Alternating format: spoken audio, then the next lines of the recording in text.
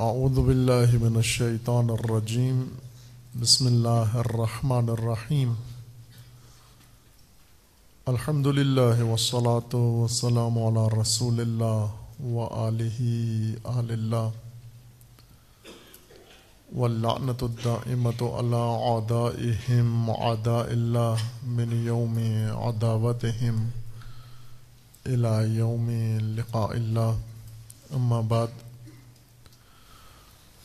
فقال اللہ تبارک و تعالی فی کتابہ المجید و فرقانہ الحمید اعوذ باللہ من الشیطان الرجیم ان الذین قالوا ربنا اللہ ثم استقاموا تتنزل علیہم الملائکہ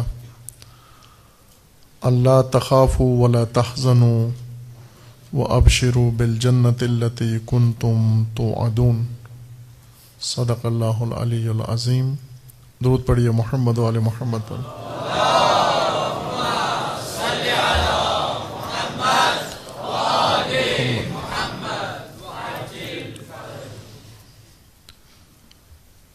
تمام شہداء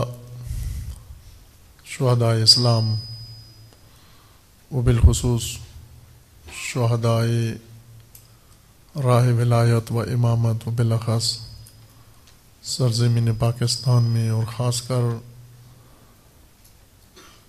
گلگون سرزمین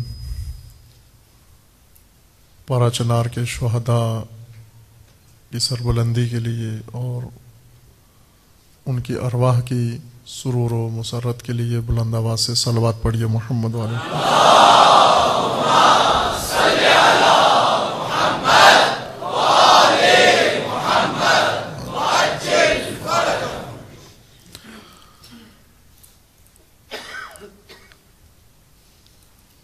یہ مجلس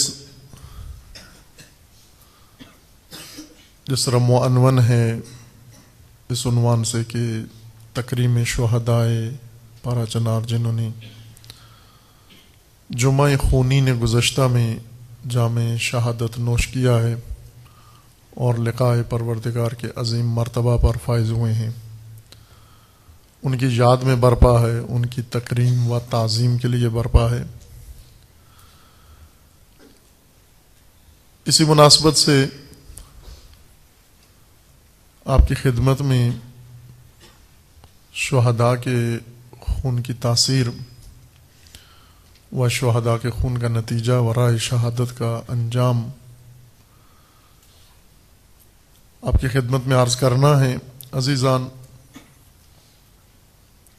عموماً اگرچہ قرآن نے ہماری غلط فہمیاں شہداء کے بارے میں برطرف کی ہیں، لا تحسبن الذین قتلوا فی سبیل اللہ اموات بل احیاء عند ربہم یرزقون فارحین بما آتاہم اللہ من فضلہ ویستبشرون بالذین لم یلحقوا بہم ان لا خوف علیہم ولا هم یحزنون، اور دوسری جگہ پر فرمایا لا تقولوا، انہیں مردہ مت کہو جو راہ خدا میں قتل ہوئے ہیں، کبھی کہا انہیں مردہ گمان مت کرو۔ لیکن عملی طور پر اگر ہم دیکھیں، ہم شہداء کو مردہ گمان کرتے ہیں، اگرچہ آیات قرآن پڑھتے ہیں اور انہی آیات کا تذکرہ شہداء کے نام کے ساتھ کرتے ہیں، لیکن آیت میں اور ہمارے عمل میں تناسب نہیں ہوتا۔ غالباً ہم شہداء کو مردہ گمان کرتے ہیں، باوجود اس کے کہ قرآن نے اور خداوند تبارک و تعالیٰ نے اپنے کلام پاک میں ہماری اس غلط فہمی کو روکا ہے اور ٹوکا ہے کہ خبردار ایسا سوچو بھی مت کہ شہید مردہ ہے۔ مردوں کے بارے میں خاص قسم کی ذہنیت پیدا ہو جاتی ہے اور مردوں کے متعلق خاص انسان رد عمل دکھاتا ہے، اور مردوں کے بعد خصوصاً کسی کے مرنے کے بعد اس کے مرنے کے احساس کر کے انسان خاص رویہ اپناتا ہے۔ اگر ہم آج اپنا عمومی و قومی رویہ دیکھیں افق پاکستان پر، تو ہم نے مجھے کوئی باک نہیں یہ کہنے میں کہ ہم نے حتیٰ شہیدوں کو مردوں سے بھی پرے سمجھا ہوا ہے۔ مردہ وہ لوگ جو عام طبعی موت اس دنیا سے گزر جاتے ہیں، وہ مردہ ہیں، لیکن بعض اوقات رویے ایسا بتاتے ہیں کہ گویا شہداء کو ان مرحومین و ان مردگان سے بھی پرے سمجھا جاتا ہے، اس لیے کہ ہر مرنے والا اپنے بعد کچھ چھوڑ کے جاتا ہے، اور ورثہ اس مردے کی یادگار کو کوشش کرتے ہیں زندہ رکھیں۔ ہر مرنے والا اپنے بعد کچھ چھوڑ جاتا ہے۔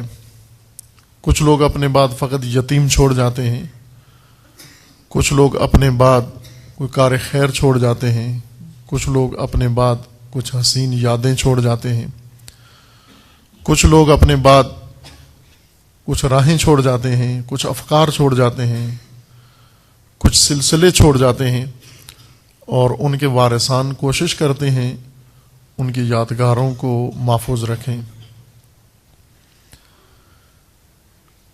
شہید بھی اپنے بعد کچھ چھوڑ کے جاتا ہے، اور نہ صرف چھوڑ کے جاتا ہے بلکہ اپنے خون سے کچھ بنا کے جاتا ہے۔ ہمیں بظاہر شہید کے یتیم نظر آتے ہیں، اور شہید کا گھر نظر آتا ہے، شہید کا خاندان نظر آتا ہے، شہید کی قبر نظر آتی ہے، شہید کا مزار نظر آتا ہے، لیکن وہ چیز جو شہید زندہ کر کے جاتا ہے وہ شہید کی راہ ہے، شہید کا راستہ ہے، وہ شہید کا مقصد ہے۔ شہید کے خون سے جو چیز وجود میں آتی ہے، وارثوں کو چاہیے اس کو محفوظ رکھیں، لیکن ہم یہ دیکھتے ہیں کہ کسی مرحوم کی رحلت کے بعد اس کے ہجران، اس کے فقدان اور اس کی موت کا کشکول نہیں بنایا جاتا، اور وہ کشکول گلی گلی گھمایا نہیں جاتا،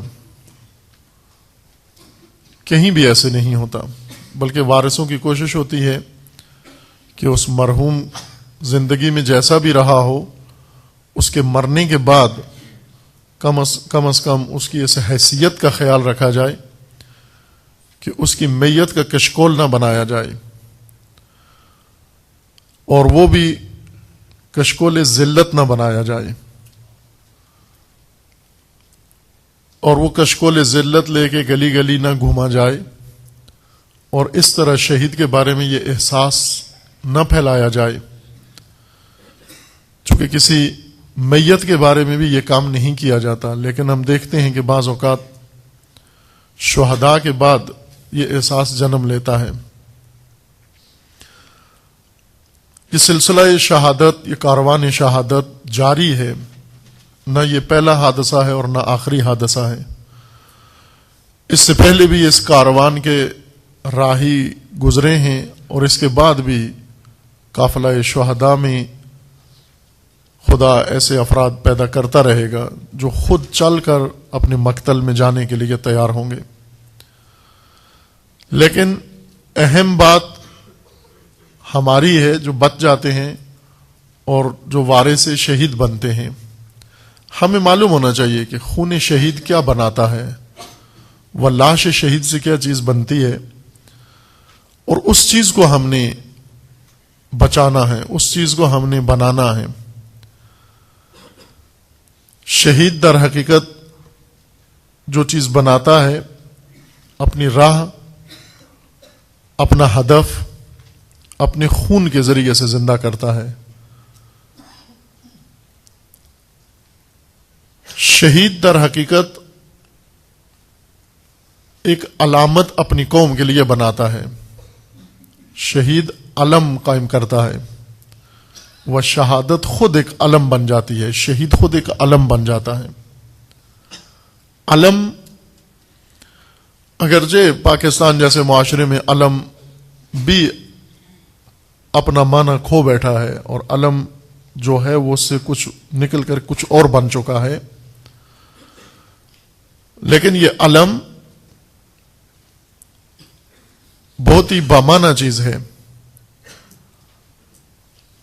علم علامت ہے. علم ہوتا ہی علامت ہے. علامت جس کو عربی زبان میں اس کو رمز کہتے ہیں، فارسی میں اس کو نماد کہتے ہیں، اور اردو میں وہی انگریزی کا لفظ اس میں استعمال ہوتا ہے، انگلش کا سمبل.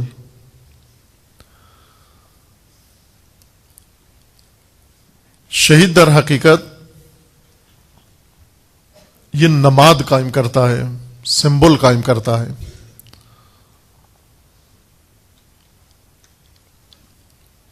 کس چیز کا سمبل؟ عزت کا و عظمت کا. اور وہ چیز جو سمبل عزت و عظمت بناتا ہے، جب نالائق لوگوں کے ہاتھوں میں وہ سمبل آتا ہے، وہ اس کو کشکول ذلت بنا لیتے ہیں. یعنی ایک برافراشتہ علم، ایک سربلند علم، ایک علامت، ایک رمز، اس کو اپنی سطح تک نیچے لے آتے ہیں، حقیر کر دیتے ہیں. پاراچنار، میں کوشش کروں گا پاراچنار پر ہی ساری گفتگو عرض ہو آپ کی خدمت میں کہ پاراچنار کیا ہے اور کیا ہونا چاہیے تھا. عزیزان، پاراچنار آج کے اس دور میں اور خصوصاً پاکستان کے موجودہ حالات میں اور تشیع کی موجودہ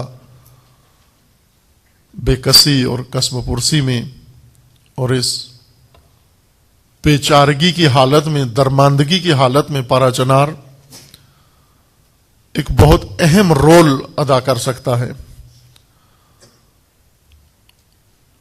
پورے پاکستان کے لیے، پوری امت کے لیے، و خصوصاً مکتب تشیع کے لیے. ایسی خصوصیات و صفات اس شہر کے اندر موجود ہیں کہ جنہیں اگر سمجھا جائے اور وارثان شہداء اس پہلو کی طرف متوجہ ہوں اور پاراچنار کی اس صفات کو کشف کر لیں، پاراچنار کی ان استعدادوں کو سمجھ جائیں، یہ پاکستان کے لیے ایک خصوصاً پاکستانی تشیع کے لیے ایک عزت اور سرفرازی کا راستہ کھلتا ہے.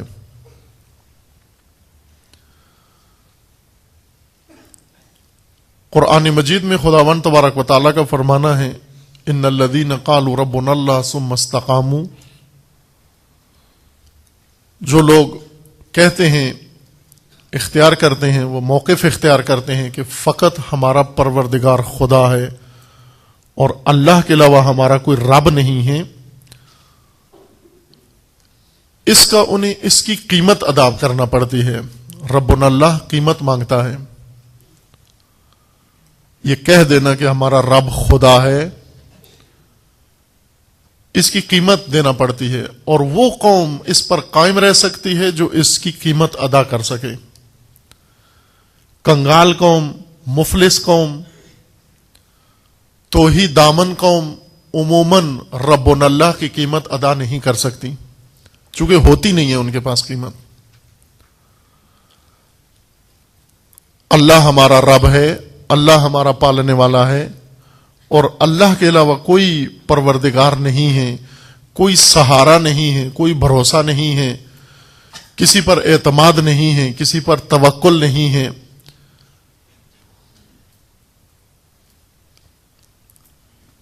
اس کے تقاضے ہیں.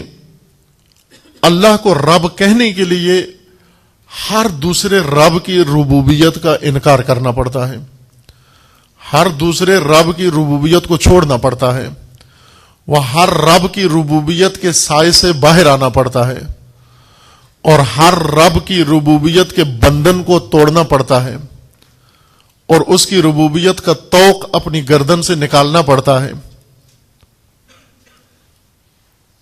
اس کے بغیر انسان خدا کی ربوبیت میں آ نہیں سکتا، اللہ کی ربوبیت میں نہیں آ سکتا.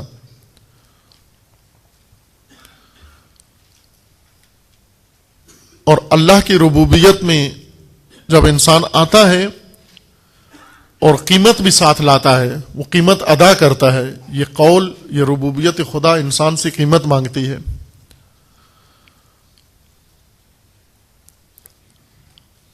لہذا اس کے بعد استقامت کا مرحلہ آتا ہے۔ الذین قالوا ربنا اللہ ثم استقاموا،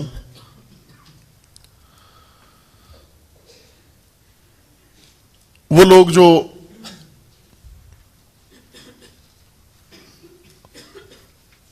اللہ کی ربوبیت کو صرف زبان سے تکرار کرتے ہیں لیکن ان کے دل میں ربوبیت خدا نہیں، ان کے عمل میں ربوبیت خدا نہیں، ان کے رویوں میں ربوبیت خدا نہیں، ان کی سوچوں میں ربوبیت خدا نہیں، ان کی فکروں میں ربوبیت خدا نہیں، صرف رسم ہے اللہ کو رب ماننا، رسوماتی طور پر اگر زبان سے کہہ دیتے ہیں اللہ ربنا، لیکن عملاً اللہ کے علاوہ کسی کی ربوبیت وہ ہر ایک کی ربوبیت میں رہتے ہیں، وہ آسودہ ہیں، ان کی زندگیوں میں استقامت کا موقع نہیں آتا، انہیں استقامت نہیں دکھانا پڑتی۔ اس کی وجہ یہ ہے کہ انہیں کوئی قیمت نہیں ادا کرنا پڑتی، لیکن اللہ کی ربوبیت کے لیے انسان کو قیمت ادا کرنا پڑتی ہے۔ اس وجہ سے اللہ کی ربوبیت میں آنے کے بعد استقامت کا مرحلہ شروع ہوتا ہے۔ الذین قالوا ربنا اللہ ثم استقاموا، استقامت کرتے ہیں یعنی قائم رہتے ہیں، مقاوم بن جاتے ہیں اپنی راہ پر، اپنے ہدف پر، اپنے موقف پر، اور اس قول پر کہ اللہ ہمارا رب ہے، اس پہ قائم رہتے ہیں، وہ ذرا برابر ان کے قیام میں فرق نہیں آتا۔ تیسرا مرحلہ نزول ملائکہ ہے، تتنزل علیہم الملائکہ، ان پر ملائکہ نازل ہوتے ہیں، ان لا تخافوا ولا تحزنوا، ملائکہ ان کے لیے یہ بشارت لے کر آتے ہیں کہ آپ ڈرو مت اور آپ گھبراؤ مت۔ یہی مضمون قرآن میں دوسری جگہ تکرار ہوا ہے اس لہجے کے ساتھ کہ الذین قالوا ربنا اللہ ثم استقاموا لا خوف علیہم ولا هم یحزنون، نہ وہ ڈرتے ہیں، نہ وہ گھبراتے ہیں، نہ وہ خوفزدہ ہوتے ہیں، بے خوفی کے ساتھ اور نڈر ہو کر اس راہ کو جاری رکھتے ہیں۔ اس استقامت کے ذریعے سے وہ در حقیقت ہلاکتوں کا راستہ روک لیتے ہیں۔ تاریخ گواہ ہے اس بات پر کہ بہت سارے مواقع پر مختلف قومیں اس زد میں آئی ہیں کہ ان کے لیے بقا مشکل ہو گئی ہے، اپنی راہ، اپنا مکتب، اپنی فکر، اپنی سوچ، اپنا تشخص، اپنی شخصیت بچانا دشوار ہوا ہے۔ اس دشواری کے عالم میں قومیں عموماً تنزل اور انحطاط کا شکار ہوئی ہیں، پستی اور زوال کا شکار ہوئی ہیں، لیکن زوال کی طرف جاتی قوموں کو سہارا دیا گیا، مختلف چیزوں نے سہارا دیا، ان میں سے کچھ بستیوں نے سہارا دیا زوال پذیر قوموں کو اور ان کو زوال سے بچا لیا۔ یہ بستیاں رمز مقاومت کہلاتی ہیں، نماد مقاومت کہلاتی ہیں، وہ سمبل مقاومت کہلاتی ہیں۔ یہ بستیاں، یہ شہر نہیں ہوتے معمولی، یہ شہر در حقیقت ایک معمولی شہر کے درجے سے بڑھ کر اپنا مقام پیدا کر لیتے ہیں۔ جس طرح کچھ شخصیت نہیں رہتی بلکہ سمبل بن جاتے ہیں، علامت بن جاتے ہیں، رمز بن جاتے ہیں وہ افراد۔ وہ بعض نشانیاں وہ صرف ایک رسم نہیں ہوتی بلکہ ایک سمبل اور نماد ہوتا ہے، ایک علامت بن جاتی ہے. یہ عزاداری میں جو ہم پرچم اٹھاتے ہیں رسم کے طور پر اٹھاتے ہیں اور پھر اس رسم کے ساتھ مزید رسومات بجا لاتے ہیں، در حقیقت یہ پرچم ایک بہت بڑی حقیقت کی علامت ہے. یہ علم ہے، علم علامت سے ہے. علم کہتے ہیں علامت کو.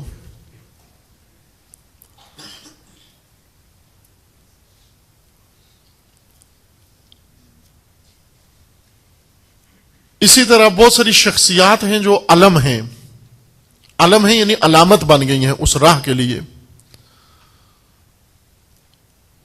مثلا تاریخ نے ذکر کیا ہے بہت ساری شخصیات کا جو ایک شخصیت سے بڑھ کر ان کا مقام ہو گیا ہے، ایک معمولی فرد نہیں رہے بلکہ علامت بن گئے ہیں. سقراط کے بارے میں ہے کہ سقراط قانون پسندی اور عدالت پسندی کا سمبل بن گیا تھا. یعنی اس قدر ایک شخص نے عدالت اور قانون کے اوپر تاکید کی کہ اس راہ میں جان بھی دے دی اس نے. لہذا جب سقراط کا نام آتا ہے تو ساتھ ہی وہ تمام حقیقت بھی سامنے آ جاتی ہے جس کو سقراط نے زندہ کیا یا سقراط کے نام کے ساتھ جڑ گئی ہے. جو حقیقت اس کو جدا نہیں کر سکتے اب. یعنی سقراط میں اور ارسطو میں یہ فرق ہے، سقراط اور افلاطون میں یہ فرق ہے کہ ارسطو اور افلاطون فقط فیلسوف ہیں، لیکن سقراط ایک سمبل بھی ہے، ایک علامت بھی ہے، ایک علم بھی ہے. کس چیز کا علم؟ وہ علم ہے عدالت کا، عدالت طلبی کا. اب جب بھی یہ نام جہاں ہوگا وہاں عدالت کا ذکر ضرور ہوگا، انصاف کا ذکر ضرور ہوگا. اسی طرح آپ تاریخ پڑھتے آئیں سقراط کے زمانے سے آج تک، آپ کو بہت ساری شخصیات ایسی نظر آئیں گی جو شخصیت کے مقام سے انہوں نے ترقی کی ہے، عروج کیا ہے، اور عروج کر کے ایک سمبل کی حیثیت انہوں نے اختیار کر لی ہے. البتہ اس دوران کچھ اسطورے بھی بنے ہیں. اسطورے یعنی افسانوی شخصیات، خیالاتی شخصیات. وہ لوگ جو کچھ بھی نہیں تھے لیکن شاعروں کی مدد سے، میڈیا کی مدد سے، ادیبوں کی مدد سے اور قصے لکھنے والوں کی مدد سے وہ کچھ نہ کچھ شخصیات بن گئیں.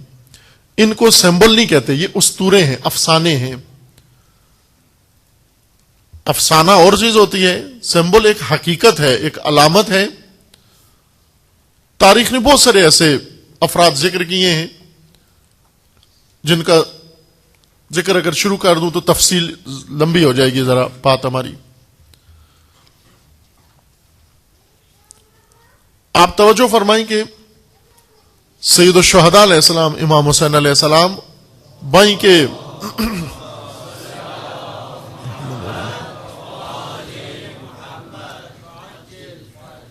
تمام صفات میں باقی معصومین کی طرح ہیں، تمام ائمہ کی طرح ہیں. وہی منصب امام کے پاس ہے، وہی عہدہ امام کے پاس ہے، وہی عصمت امام کے پاس ہے، وہی درجہ امام کے پاس ہے. لیکن سید الشہداء علیہ السلام اب ایک شخصیت معصوم کی حد سے بالاتر ہو گئے ہیں. وہ بالاتر نہ وہ جو عام طور پر شخصیت کو انسانی حد سے بالاتر کر کے الوہیت میں لے جاتے، نہ وہ ترقی نہیں ہوتی، اس کو ترقی نہیں کہتے. یہ ترقی ہے. یعنی یوں نہیں کہ انسانی حد سے بالاتر کر کے اللہ کی حد میں داخل کر دیں، یہ ترقی نہیں ہے. ایک مخلوق کے لیے مخلوق کا خدا بننا مخلوق کی ترقی نہیں ہے. آپ بے شک ہم یہ سمجھتے ہیں کہ انسانوں کو خدا کہنا ان کو بہت تعریف کرنا ہے، نہ، یہ ان کا تنزل ہے. مخلوق کو خدا کہنا اس کی تعریف نہیں ہے. کسی بھی مخلوق کو خدا کہنا، عیسیٰ کو خدا کہنا تعریف نہیں ہے اس کی.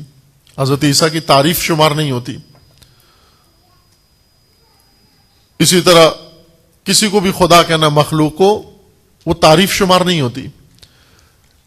یہ جو نقطہ آپ کی خدمت میں عرض ہو رہا ہے یہ اس باب سے نہیں عرض ہو رہا، بلکہ یہ عرض ہو رہا ہے کہ انبیاء کرام میں تمام انبیاء مقام نبوت میں یکساں ہیں، مقام رسالت میں یکساں ہیں، لیکن بعض انبیاء ایک نبی کی حد سے بالاتر ایک سمبل نبوت یا ایک سمبل بن چکے ہیں، حتی انبیاء کے لیے.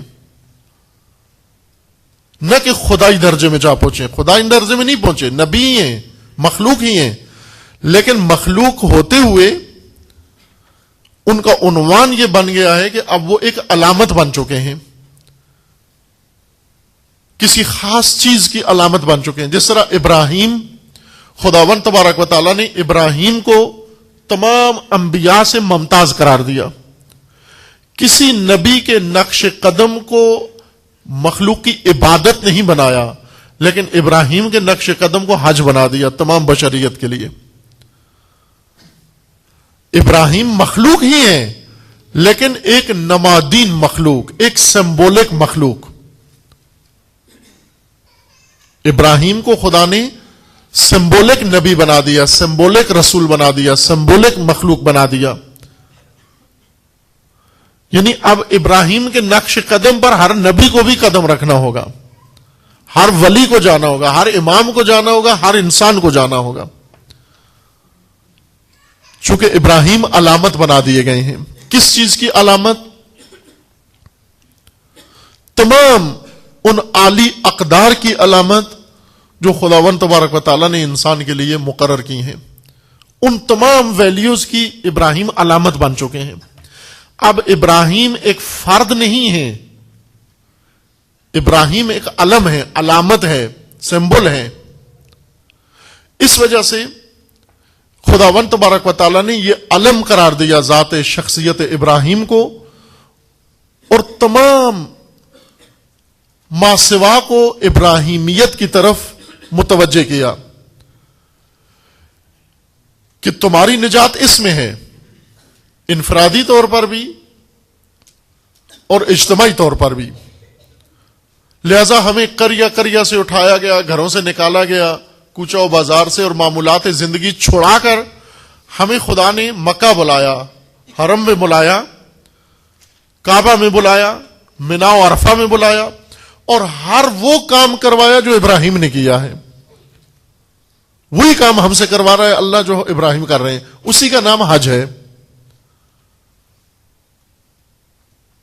حج میں چونکہ ہم فقہی احکام پہ زیادہ زور رکھتے ہیں، اور ان میں بھی چند احکام کہ کندھا برابر ہو جائے، بکرا کوئی نہ لگ جائے.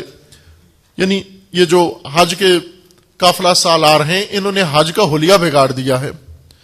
یعنی اس حج کے اندر اب ابراہیم غائب ہیں، ابراہیم نہیں ہے حج کے اندر. اب کسی جگہ قافلہ ہے، کسی جگہ ہوٹل ہے، کسی جگہ فلائٹ ہے، کسی جگہ چائنا ہے، کسی جگہ مارکیٹ ہے، کسی جگہ بازار ہے، کسی جگہ رونا ہے، کسی جگہ دھونا ہے، کسی جگہ مانگنا ہے، کسی جگہ کیا، سب کچھ ہے. حج میں ابراہیم کہیں بھی نہیں ہے، جبکہ حج کا مقصود ہی یہی تھا کہ خدا نے چاہا کہ ابراہیم سمبل بشریت بنے، یہ نماد و علامت بنے، یہ رمز بن جائے. ابراہیم کو خدا نے رمز بنا دیا، علامت بنا دیا، اور اس علامت کو خدا نے بلند کیا اور سب کو متوجہ کیا اس کی طرف. ابھی ہم حج پہ جاتے ہیں، حج سے ہو کر آ جاتے ہیں، اور صدیوں سے یہ حج جاری ہے، اور صدیاں اور بھی ممکن ہے جاری رہے. یہ حج جو اپنی حقیقت سے دور ہو گیا ہے، وہاں جاتے ہیں ہر قسم کا عمل کیا جاتا ہے. وہاں اعتکاف بیٹھتے ہیں، وہاں روزے رکھتے ہیں، وہاں عبادتیں کرتے ہیں، وہاں عمرے کرتے ہیں، وہاں لبیک کہتے ہیں، وہاں پر سجدے کرتے ہیں، وہاں توبہ کرتے ہیں، وہاں دعائیں مانگتے ہیں، وہاں حاجتیں طلب کرتے ہیں، سب کچھ کر کے آتے ہیں. لیکن یہ بے خاصیت حج کسی کے اوپر اثر انداز نہیں ہوتا. کیوں نہیں ہوتا؟ اس لیے کہ حج ان کاموں کے لیے نہیں تھا. خواہ کتنے اچھے کام کیوں نہ ہوں، حج رسومات ادا کرنے کے لیے نہیں تھا. حج اس طرح کی عبادت نہیں تھا. حج در حقیقت آپ کو ایک سمبولک اسوے کے قریب کرنا تھا, اور سمبل کے قریب جا کر انسان کو کیا حاصل کرنا ہوتا ہے, اس سے کیا لینا ہوتا ہے, یہ حج کا اصل مضمون تھا جو ہمیں نہیں بتایا گیا.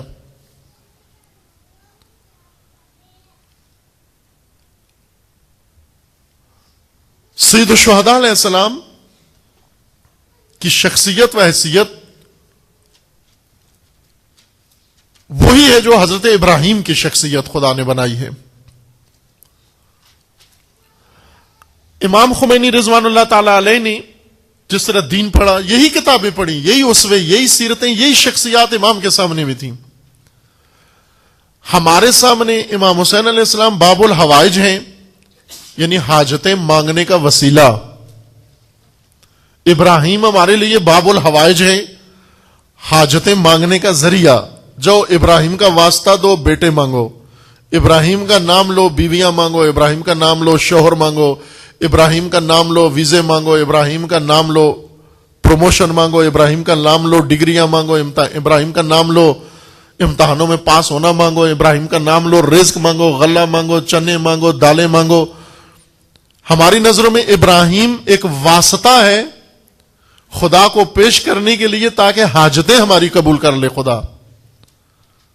لیکن امام خمینی کے نزدیک ابراہیم سمبول ہے, رمز ہے, علامت ہے. امام خمینی کے نزدیک امام حسین علیہ السلام سمبل ہیں. اس نگاہ سے امام خمینی گئے سید الشہداء کی طرف, اور جو اس زاویے سے جائے اس کو حسین کچھ اور نظر آتے ہیں, اس کو ابراہیم کچھ اور نظر آتے ہیں. ہم جس نگاہ سے جاتے ہیں ہمیں وہی نظر آتے ہیں. آج بہت سارے لوگ ہیں جو کربلا جاتے ہیں اسی نگاہ سے جاتے ہیں جس نگاہ سے لوگ یہاں داتا صاحب پہ جاتے ہیں, اور اسی نگاہ سے جاتے ہیں حج کرنے کے لیے کہ جس طرح کسی اور فیسٹیول میں مثلا شرکت کر رہے ہوں. وہ نگاہ نہیں ہے کہ سید الشہداء علامت ہیں, علم ہیں, نماد ہیں, سمبل ہیں. پہلے میں ایک گفتگو میں عرض کیا تھا, شاید سنا ہو آپ عزیزوں نے, کہ امام نے سید الشہداء علیہ السلام کو سرمشق مانا. حسین سرمشق ہیں, وہ کربلا سرمشق ہے. یہ شاعرانہ جملہ نہیں ہے. سرمشق اس تحریر کو کہتے ہیں جو معلم تختہ سیاہ پہ لکھتا ہے, زیبا خط, خوبصورت خوشخطی, اور پھر اس کو دیکھ کر جو کچھ شاگرد لکھتا ہے اس کو مشق کہتے ہیں. نوشتہ معلم سرمشق کہلاتا ہے, اور اس کو دیکھ کر جو کچھ شاگرد لکھتا ہے اس کو مشق کہتے ہیں. سرمشق وہ نہیں ہوتی جس کا ورد کرتے رہیں, سرمشق وہ نہیں ہوتی جس کو نگاہ کرتے رہیں, سرمشق اس کو نہیں کہتے جس کی تعریفیں کرتے رہیں. اگرچہ سرمشق ہمیشہ زیبا ہوتی ہے, سرمشق ہمیشہ حسین ہوتی ہے, سرمشق ہمیشہ خوبصورت ہوتی ہے, یعنی نوشتہ معلم ہمیشہ زیبا ہوتا ہے, حسین ہوتا ہے. لیکن شاگرد کو اس وقت سرمشق اس کو ماننا ہوتا ہے جب اس کی مشق کرے, اسی کو دیکھ کر وہ تحریر کرے, وہ عبارت تحریر کرے. صرف فرق یہ ہے کہ سرمشق معلم کا ہاتھ کا لکھا ہوتا ہے, اور وہی چیز جب شاگرد لکھتا ہے وہ مشق بن جاتی ہے, اور اسی مشق سے شاگرد کسی مقام پہ پہنچتا ہے. اگر سرمشق استاد نے لکھی ہے, اس سرمشق کا تعویذ بنا کے گلے میں لٹکا لیں آپ کہ میرے معلم نے بہت خوبصورت چیز لکھی, اسی کی فوٹو کاپی کرا لیں اور تعویذ کر لیں, اس کی انگوٹھیاں بنا لیں, اس کے تعویذ بنا کے گلے میں لٹکا لیں تبرک کے طور پر. نوشتہ استاد, نوشتہ معلم بہت زیبا ہے, بہت خوبصورت ہے, لیکن اس زیبا ترین تحریر کا جو حیثیت ہے وہ اس کو نہیں ملی، اس کا آپ نے تعویذ بنا دیا. زیبا تحریریں جتنی بھی ہیں وہ تعویذوں کے لیے زیبائی نہیں ان کے اندر تھی، سرمشق بننے کے لیے ان کو زیبا بنایا گیا ہے. ان کا حسن اس لیے، ان کے اندر جمال اس لیے رکھا گیا تاکہ سب کی نظروں کو جذب کریں. کشش اس لیے پیدا کی گئی تاکہ ہر ایک کی نظروں کو جذب کریں. جذب کرنے کے بعد کیا ہو؟ جذب کرنے کے بعد اس کی مشق شروع کرو. اور جب شاگرد بار بار ایک خوبصورت سرمشق کو لکھتا ہے تو مشق اتنی کرتا ہے کہ مشاق ہو جاتا ہے، اور مشاق ہونے کے بعد اس کی تحریر میں بھی زیبائی آ جاتی ہے، اس کی تحریر میں بھی حسن آ جاتا ہے، اس کی تحریر میں بھی خوبصورتی آ جاتی ہے. سب کے لیے کربلا ورد ہے، امام خمینی کے لیے کربلا سرمشق ہے. اس سرمشق کا استاد حسین ہے، اور اس استاد نے اپنے لہو سے تحریر لکھی ہے. ہماری درسگاہ کربلا کربلا، ہے ہماری درسگاہ کربلا کربلا، حق کا سیدھا راستہ کربلا کربلا، بسیجیوں کا راستہ کربلا کربلا. اس معلم نے اپنے لہو سے تحریر لکھی ہے. کیا تحریر لکھی ہے؟ تحریر عزت بشر، تحریر حریت بشر، تحریر عظمت بشر، تحریر غیرت انسانی، تحریر شرف انسانی. اتنی زیبا لکھی ہے. یہ مضمون بڑا زیبا تھا، حسین مضمون حسین نے لکھا، اور بے بدیل روشنائی سے لکھا، بے نظیر و بے مثال روشنائی سے لکھا، یعنی اپنے لہو سے لکھا.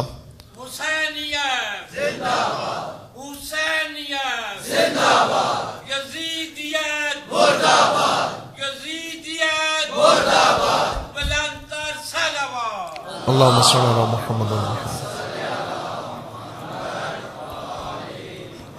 کس لیے یہ زیبا تحریر لکھی سید الشہداء نے؟ تاکہ وہ شاگرد پیدا ہوں جو مشق کریں آ کر اس کی، وہ مشق کریں. صدیوں تک کربلا صرف ورد رہا، لیکن صدیوں بعد ایک انسان پیدا ہوا جس نے کربلا کو سرمشق بنایا، سرمشق سمجھا اور مشق کی اور لکھی.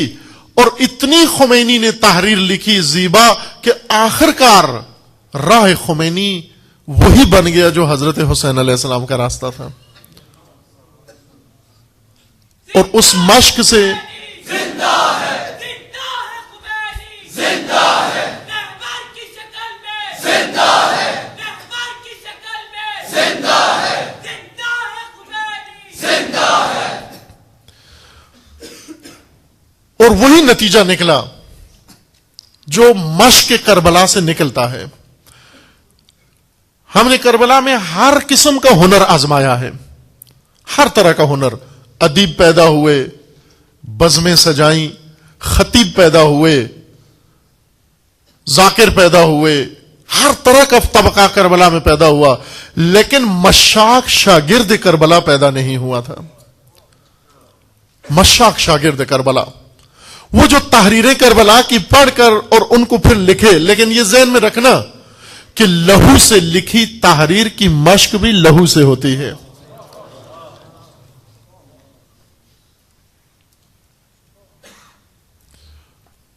اور یہ ہنر ایک شاگرد میں پیدا ہوا جب اس نے بھی لہو سے آ کر تحریریں لکھی کربلا کی. یہ ہوگی کربلا سمبل، یہ سمبولک کربلا ہے. میری اور آپ کی کربلا سمبولک نہیں ہے، سمبل نہیں ہے ہمارے لیے، سرمشق نہیں ہے ہمارے لیے. تمام ائمہ نے باوجود اس کے خود امام تھے، رسول اللہ خود امام تھے، لیکن سید الشہداء کے پیدا ہوتے ہی سید الشہداء کی طرف اشارہ کیا اور روئے. علی خود امام تھے لیکن حسین پہ روئے. حسن خود امام تھے لیکن حسین پہ روئے. زین العابدین خود امام تھے لیکن حسین پہ روئے. اور آخر تک، اور حضرت حجت اجل اللہ تعالی فرج و شریف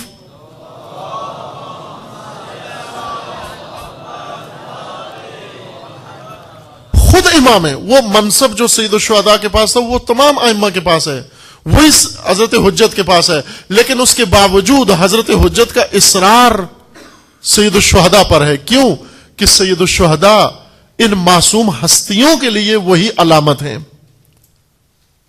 کربلا علامت ہے. کربلا ایک سرزمین نہیں رہی عزیز من, فرق ہے.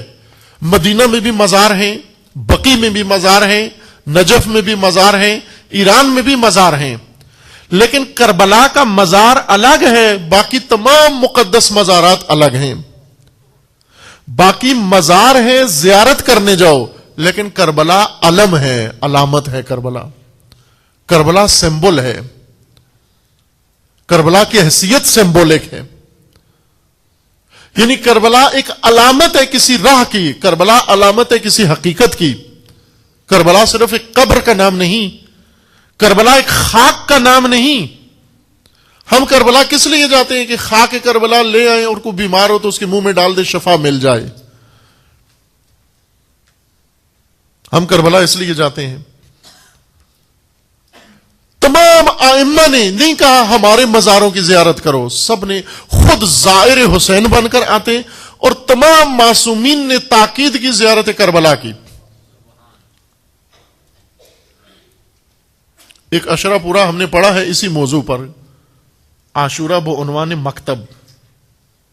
کربلا ایک مکتب ہے, اس کے اندر وہ تمام احادیث, 20 احادیث تھیں, ان میں سے کچھ منتخب پڑھی گئیں جن میں معصومین نے تکرار کیا تھا کہ ہر انسان کے لیے لازم ہے کہ اپنی زندگی میں ایک دفعہ کربلا ضرور جائے. حتی روایات میں ہے کہ جن کے پاس پیسے نہیں ہے قرض لے کے کربلا جائیں, ضرور جائیں کربلا. لیکن کس لیے؟ نہ صرف متبرک ہونے کے لیے. خوب کوئی آ کر کے میں مشہد جا رہا ہوں, مشہد جانے سے کربلا کی ضرورت پوری نہیں ہوتی عزیز من. مشہد جا کر پھر بھی تجھے کربلا جانا پڑے گا, نجف جا کے تجھے پھر بھی کربلا جانا پڑے گا, مدینے پہنچ کر بھی تجھے کربلا جانا پڑے گا, مکہ پہنچ کر بھی تجھے کربلا جانا پڑے گا. پھر بھی نہ ایک مزار پر حاضری دینے کے لیے. کربلا کی حیثیت سمبولک ہے, یعنی علامت ہے, ایک علم ہے. یہی ہمیں سمجھانے کے لیے کہ کربلا ایک مکتب کا علم ہے, ایک تفکر کا علم ہے, ایک راہ کا علم ہے. کربلا جو جاتا ہے زائر کربلا, وہ صرف یہ نہیں کہ اس مقبرے سے اور مزار سے اور حرم سے گھوم کر آئے تو زائر کربلا بن جاتا ہے. زائر کربلا, زائر حسین, یعنی راہرو راہ حسین.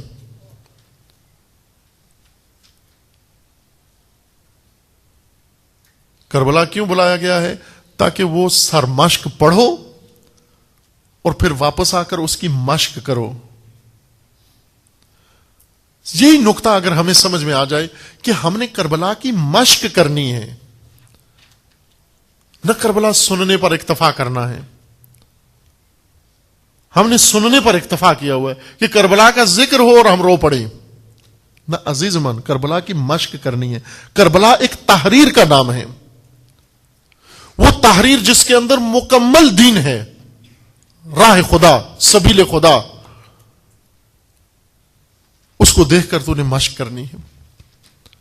اب کربلا ایک شہر نہیں ہے.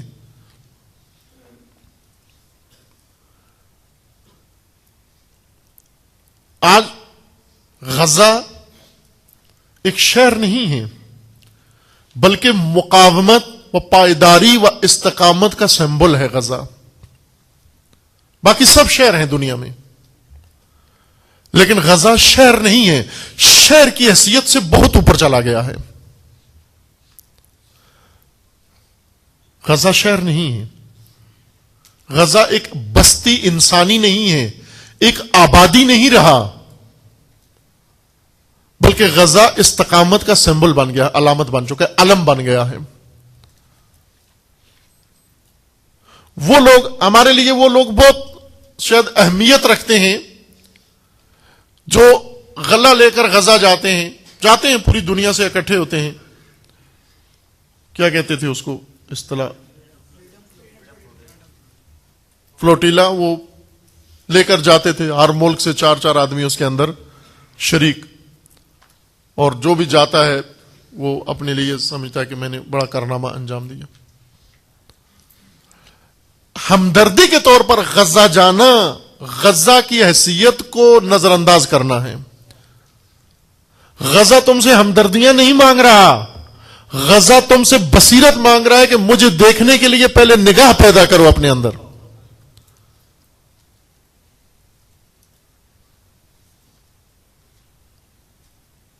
غزہ کچھ اور سمجھا رہا ہے ہمیں۔ اگر غزہ کی طرف وہ نگاہیں ہوتی،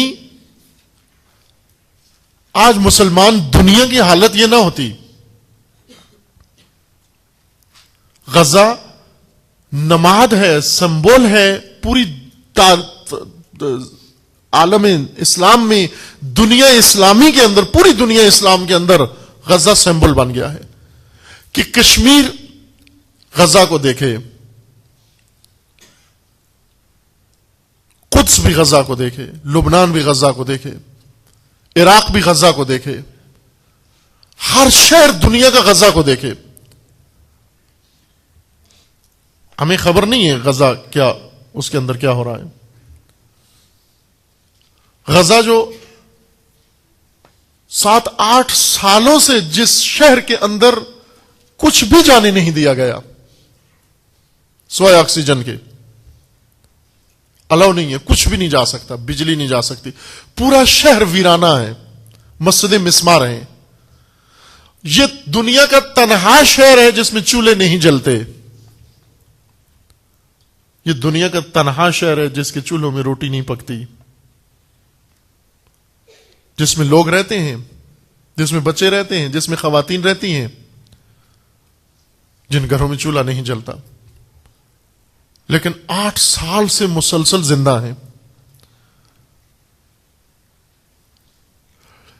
ہمدردی کے فلوٹیلا نہیں مانگتے، نگاہ بصیرت مانگ رہے ہیں۔ یعنی در حقیقت اہل غزہ کیا کہہ رہے ہیں؟ اہل غزہ یہ کہہ رہے ہیں کہ تم ہمارے اوپر آنسو نہ بہو، تم ہمیں دیکھ کر اپنے لیے نجات کا راستہ ڈھونڈو۔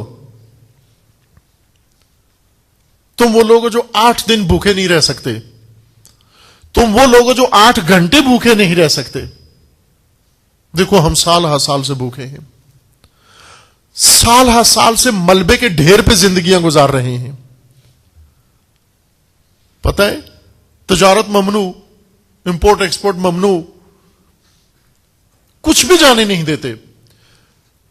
بمبارمنٹ سے گھر مسمار ہو گیا، اس مسمار شدہ ملبے کے نیچے سے انہوں نے اپنا اثاثہ گھر کا نکالا، وہیں سے گدے نکالے، چادریں نکالی، اور اسی ملبے کے اوپر گرمی میں اور سردی میں، سر ترین علاقہ ہے وہ، اسی سردی کے اندر کمروں میں نہیں سوتے۔ لیکن مقاومت کا علم ہے، علم مقاومت ہے غزہ۔ یہ غزہ ہے جس نے جہان اسلام کو بچانا ہے۔ اس وقت جب دنیا اسلام کی نگاہوں میں غزہ سمبل بن جائے، جب تک غزہ کے لیے چندے جمع ہو رہے ہیں غزہ نہیں نجات دے سکتا، نہ چندہ جمع کرنے والے نہ غزہ بچا سکتے ہیں۔ چندوں سے غزہ نہیں بچتا، لیکن غزہ چندہ جمع کرنے والوں کو بچا سکتا ہے۔ کب؟ جب ان کی نگاہیں بدل جائیں، جب ان کی دید بدل جائے، جب یہ غزہ کو علم سمجھیں، جب یہ غزہ کو سمبل سمجھیں، جب پوری عرب دنیا کو سمجھ میں آ جائے کہ عزت کی خاطر سال ہر سال بھوکا بھی جیا جا سکتا ہے، محلوں میں رہنے والوں کو سمجھ میں آ جائے کہ کھنڈرات پہ بھی زندگی بسر کی جا سکتی ہے، تسلیم نہ ہو۔ اس لیے کہا تھا کربلا کو ہم نے آج تک سمبل نہیں سمجھا، ہم نے کربلا کو سب کچھ سمجھا، علم نہیں سمجھا، علم نہیں مانا کربلا کو۔ یعنی اگر کربلا کو علم مانا ہوتا تو ہمیں معلوم ہو جاتا کہ نہر ساتھ ہوتے ہوئے، دریا پاس ہوتے ہوئے بھی پیاسا جیا جا سکتا ہے۔ ہم کتنا تذکرہ پڑھتے ہیں شہداء کربلا کا، وہ حضرت عباس کا، لیکن آج تک شخصیت حضرت عباس سمبل نہیں بن سکی ہمارے لیے. ہم نے پرچم عباس رسم کے طور پر اٹھا لیا، لیکن پرچم اٹھانے والا سمبل ہم نے دیکھا ہی نہیں ہے. پرچم اٹھانے والا کون ہے سمبل؟ وہ جو پانی میں جاتا ہے، چلو میں پانی بھرتا ہے، لبوں میں اور چلو میں کوئی زیادہ فاصلہ نہیں ہے، اور سخت پیاسا بھی ہے، اور پانی کی شدید حاجت بھی ہے، ضرورت بھی ہے، اور پانی اگر اس کو مل جائے وہ دین کی بہتر خدمت کر سکتا ہے. پانی پی کے اپنے امام کی بہتر خدمت کر سکتا ہے، پانی پی کے بیویوں کو بہتر تحفظ دے سکتا ہے، پانی پی کے بچوں کو زیادہ تحفظ دے سکتا ہے. لیکن پھر بھی یہ چلو اس کا پانی کا گرا دینا، اس کو ہم نے سنا ہے، اس پہ روئے ہیں، تذکرہ کیا ہے، لیکن حضرت عباس کے نہر فرات میں کھڑے ہو کر چلو بھر کے گرانے کو ہم نے سمبل نہیں مانا. جس دن یہ مان لیا، اس دن ہم کیا کریں گے؟ اس دن ہم وسائل کے ڈھیروں پہ کھڑے ہو کر وسائل کو جوتے کی نوک پہ رکھیں گے.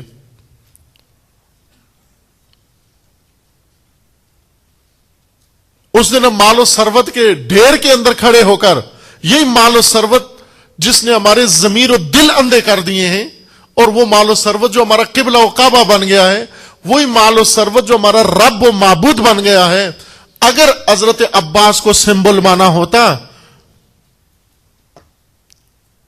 آج ہے کوئی جو یہ چلو الٹا دے؟ علی علیہ السلام نے نہج البلاغہ میں فرمایا تھا، الا حرن، کیا کوئی آزاد مرد اس دنیا میں بیٹھا ہوا ہے کہ یدعو ہاد اللمازہ لأہلہا، جو اس مردار کے ٹکڑوں کو، دانتوں میں پھنسے ہوئے ٹکڑوں کو اس کے اہل کے لیے چھوڑ دے؟ الا حرن، کیا کوئی آزاد مرد ہے؟ علی ڈھونڈ رہے ہیں، علی مرد ڈھونڈ رہے ہیں. کون سا مرد؟ کیا کوئی ایسا آزاد مرد ہے کہ جو مردار کھانے کے بعد دانتوں میں جو گوشت کے ٹکڑے پھنس جاتے ہیں، اس کو لمازہ کہتے ہیں. آیا کوئی آزاد مرد ہے ایسا جو مردار کے بچے کھچے پھنسے ہوئے ٹکڑے دانتوں کے اندر، ان کو چھوڑ دے اور ان کے پیچھے نہ جائے اور ان کی خاطر زندگی اپنی برباد نہ کرے؟ کوئی ہے ایسا آزاد مرد؟ علی ڈھونڈ رہے ہیں. علی کو نہیں ملا آزاد مرد اپنی زندگی میں، علی کو نہیں ملا آزاد مرد زندگی میں. فریاد کر کے ڈھونڈ رہے، الا حرن، کوئی حر ہے ادھر؟ کوئی حر رہتا ہے اس دنیا میں؟ تو چھوڑ دے ان چیزوں کو.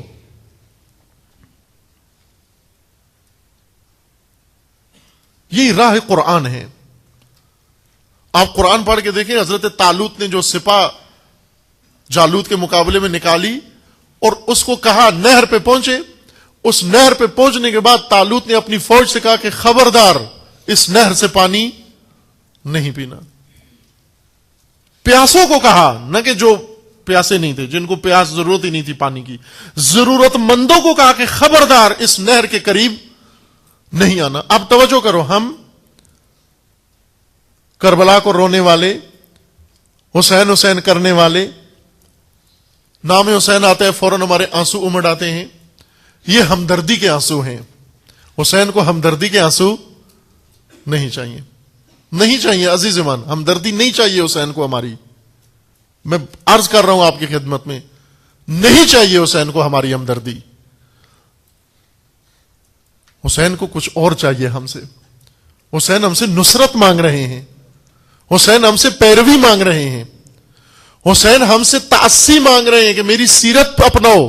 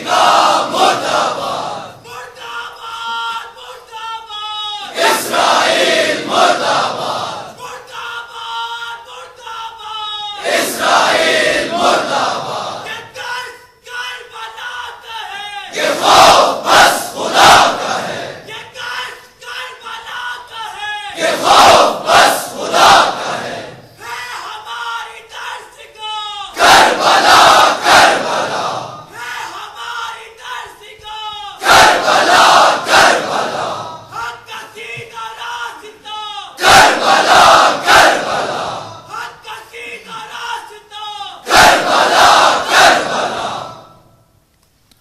آج ہمارے لیے سب سے بڑا سوال کیا ہے؟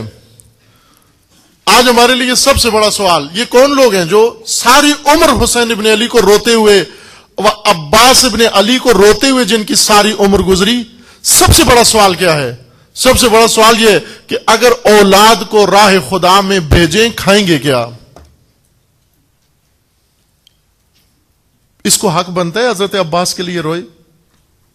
اس نے عباس کو فقط باب الحوائج مانا ہے، اس نے عباس کے نام سے بیٹا مانگا ہے، اس نے عباس کے نام سے بیٹے کی تعلیم مانگی ہے، اس نے عباس کے نام پر بیٹے کی نوکری مانگی ہے، اس نے حضرت عباس کے نام پر بیٹے کی ملازمت مانگی ہے، بیٹے کا پروموشن مانگا ہے، اس نے حضرت عباس کے ذریعے سے فقط ثروت و مال و دنیا مانگی ہے۔ کس عباس سے؟ اس پیاسے عباس کے نام سے جو پیاسا نہر میں کھڑا ہو کر اور اپنی ضرورت پانی پینے کا شرعی جواز موجود تھا، عباس پانی پی لیتے، امام حسین کی بہتر خدمت کر سکتے۔ جس طرح آج کہتے ہیں نا کہ ہمارے پاس یہ ہو تو ہم دین کی بہتر خدمت کر سکتے ہیں، فلاں جگہ جائیں گے دین کی بہتر خدمت کر سکتے ہیں، فلاں جگہ جائیں گے جہاز پر بیٹھ کے دین کی بہتر خدمت کر سکتے ہیں۔ وہ امیر شام کا موقف کہ اس نے کاخ سبز بنایا تھا، کاخ خضرا، اور جب خلیفہ نے پوچھا کہ یہ کیوں بنایا ہے، کہا عزت اسلام کے لیے، شوکت اسلام کے لیے۔ یہ محل بنایا ہے تاکہ دنیا اس محل کو دیکھ کر متاثر ہو اسلام کے روب اور دبدبے سے۔ عزیزمان، ہم جو روب و دبدبہ دنیا کے اوپر ڈالنا چاہتے ہیں، اس روب و دبدبے میں دنیا ہم سے بہت آگے ہے۔ تم جو محل بنانا چاہتے ہو، اس محل کا میٹیریل ان سے لاتے ہو، اس محل کا نقشہ ان سے لاتے ہو، اس محل کا ڈیزائن ان سے لاتے ہو۔ جس محل کا نقشہ انہوں نے دیا ہے اس محل سے وہ کیسے تم سے متاثر ہوں گے؟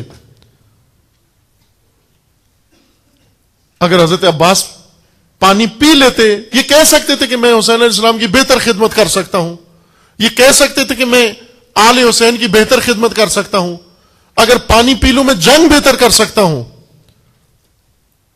لیکن اس عباس نے چلو واپس پانی میں ڈال دیا۔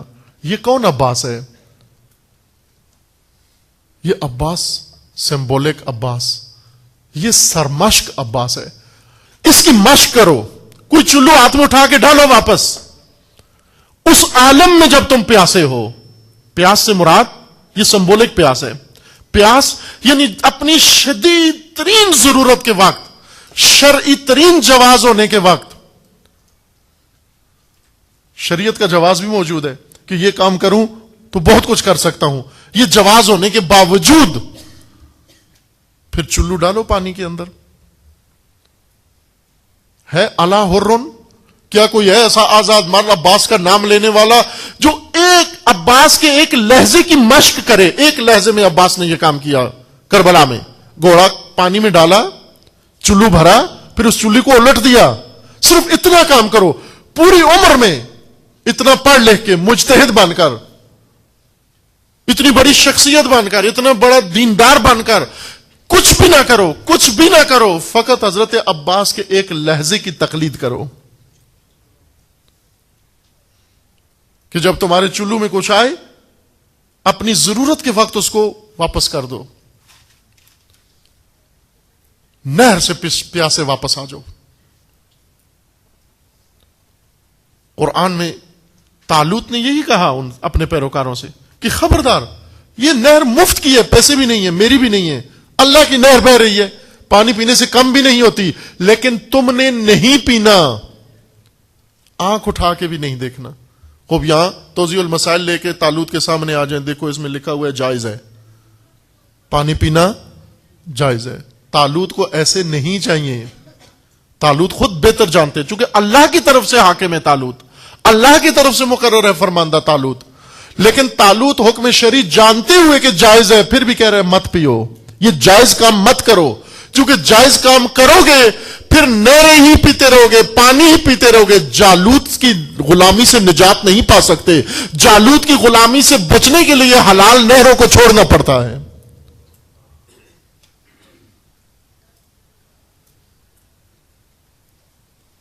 ان آزاد نہروں سے تشنا واپس آنا پڑتا ہے. شرعی جواز ہوتے ہوئے پھر بھی تشنا واپس آنا پڑتا ہے. یہ شخصیات ہم نے آج تک ان کو سمبل نہیں مانا. ہم نے ان کو مانا کہ ان کے نام سے صرف اپنی حاجتیں پوری کریں, اپنی خواہشات پوری کریں, اپنی حاجات پوری کریں. اصل میں ہم حاجت پرست ہیں, حاجات کے لیے آئے ہیں ان کے دروازوں پر. اگر حاجتیں نہ ہوتی, اگر ہم مریض نہ ہوتے, اگر ہمیں اولاد نہ چاہیے ہوتی, اگر ہمیں یہ دنیا نہ چاہیے ہوتی, ہمیں جب حاجت نہیں ہے تو باب الحوائج کی بھی ضرورت نہیں ہے. ہم اپنی حاجات کے لیے ان کے در پر آئے ہیں, اس لیے ان کے در پہ آ کے واپس چلے جاتے ہیں.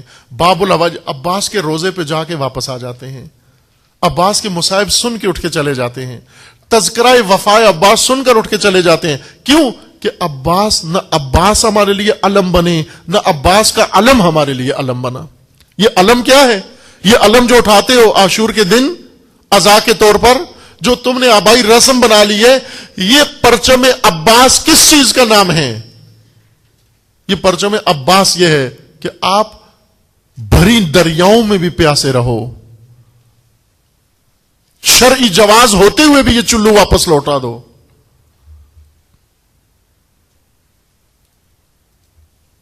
تشنا لب واپس آ جاؤ. کیوں تشنا لب واپس آ جاؤ؟ یہ سمبولک شخصیات کیوں بنے؟ اس لیے بنے, عباس پانی پی لیتے, کوئی حرج نہیں تھا, پی لیتے, لیکن میرے اور آپ کے لیے راستہ بند ہو جاتا. ہمیں سمجھ نہ آتی کہ ہم کیسے نجات پائیں. عزیزان, پاراچنار آج جو پاراچنار ہونا چاہیے تھا وہ یہ کہ پاراچنار پاکستان کے اندر, جس طرح غزہ پوری دنیا اسلام کے اندر, پاراچنار پاکستان کے اندر سمبل مقاومت ہونا چاہیے تھا. پاراچنار کا تعارف اس عنوان سے کرنا چاہیے تھا, چونکہ پاراچنار میں یہ صلاحیت موجود ہے. اور پاراچنار کے شہداء نے, اور پاراچنار کے مومنین نے, وہ پاراچنار کے مجاہدین نے, اور پاراچنار کے دلیروں نے اور غیوروں نے پاراچنار کو اس مقام پہ پہنچا دیا ہے. لیکن جس طرح پیشہ وروں نے کربلا کو کشکول بنا لیا, کمائی کا ذریعہ بنا لیا, پیشے کا ذریعہ بنا لیا, اسی طرح کچھ نے پاراچنار کو بھی درآمد کا ذریعہ بنا لیا. پاراچنار سمبل مقاومت ہے, پاکستان کے لیے راہ نجات ہے. پاراچنار پیغام رکھتا ہے اب اپنے اندر. پاراچنار ہمدردی سے زیادہ بصیرت مانگتا ہے ہم سے. پاراچنار دیداور مانگتا ہے. پاراچنار اب نگاہ مانگتا ہے. کیا پاراچنار کو دیکھنے کے لیے پاراچنار نہیں کہتا کہ تم غلے کی بوریاں ہماری طرف پہنچاؤ. پاراچنار کہتا ہے, کیا بتاتا ہے کہ پاراچنار محاصرے کے اندر چاروں طرف سے ان مومنین نے مقاومت کی اور کر رہے ہیں اور کریں گے انشاءاللہ. یہ پیغام ہے. کیا پیغام ہے؟ کہ اگر ہم غلے کی بوریوں کے عاشق ہوتے, غلہ ہم پہ غالب آ جاتا. ہم غلے پہ غالب نہیں آ سکتے تھے.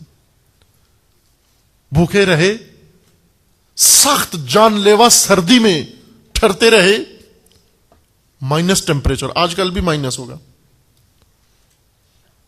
کوئی گیس نہیں, کچھ بھی نہیں, گھر گرم کرنے کا کوئی انتظام نہیں, دوائیں نہیں, غلہ نہیں, راشن نہیں, کچھ بھی نہیں. حتیٰ ان کی جو اپنی پیداوار ہے, کھیتی باڑی جو تھوڑی بہت ہوتی ہے, وہ جو پیداوار ہے اس کو بیچنے کا کوئی انتظام نہیں, اس کو باہر منتقل کرنے کا کوئی انتظام نہیں. اس کے باوجود انہوں نے مقاومت کی, محاصرہ توڑا, چاروں طرف دشمن نے جو گھیرا بنایا ہوا تھا اس کو توڑا. یہ پیغام دے رہا ہے، یہ پارا چنار ہمیں پیغام دے رہا ہے کہ پارا چنار سمبل ہے، پارا چنار علامت ہے، پارا چنار علم مقاومت ہے۔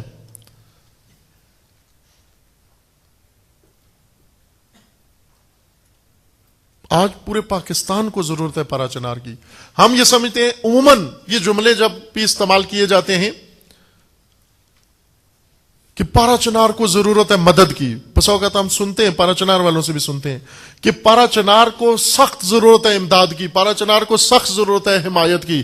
عزیزان، یہ نگاہیں بدلو، پاکستانیوں کو ضرورت ہے آج پارا چنار کی، پاکستانیوں کو ضرورت ہے پارا چنار کی۔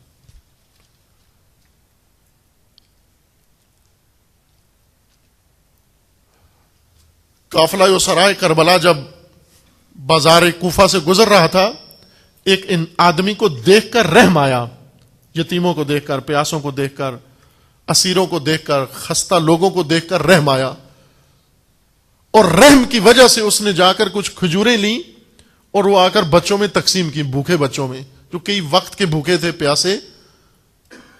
اس وقت بنت علی نے وہ دیکھا، وہ عمل، اور غضبناک ہوئی اور ان بچوں کے ہاتھ سے وہ کھجوریں لیں اور دینے والے کے منہ پہ دے ماری، اور اسے فرمایا کہ تم کیا سمجھتے ہو، تم ہم پہ رحم کھاتے ہو؟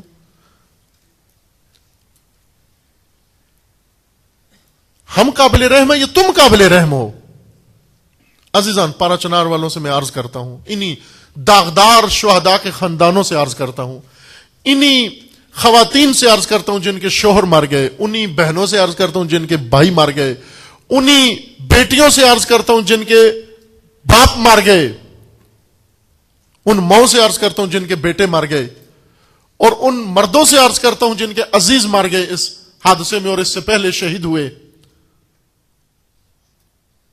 آپ سب کچھ قربان کرا کے آپ نے پارا چنار کو جس مقام تک پہنچا دیا ہے، جس نقطے پہ آپ نے پہنچا دیا ہے، اب جو بھی آئے آپ کی طرف، آپ اس کو یہ پیغام دو کہ آج ہم تمہاری ضرورت ہیں، تم ہماری ضرورت پوری نہیں کر سکتے۔ چونکہ جو پیاسا رہنا جان لیتا ہے، سیکھ لیتا ہے، پیاسا جینا، پیاسا زندگی بسر کرنا سیکھ لیتا ہے، وہ پانی چلو میں اٹھا کر پھر گرا دیتا ہے۔